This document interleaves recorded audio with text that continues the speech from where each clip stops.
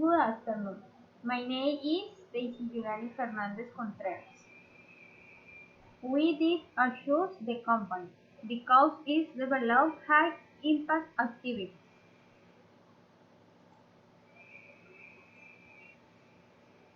How does this company contribute to the pollution in the our world?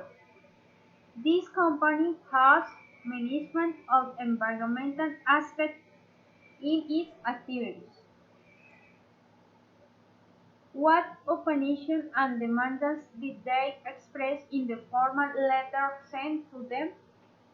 It is observed that environmental risks are not being evaluated in activities. The company must know and apply the regulations. An estimated time of 1 month is requested to revise the action plan. Otherwise, the community will be forced to suspend its activities. Ecological solution to the problem.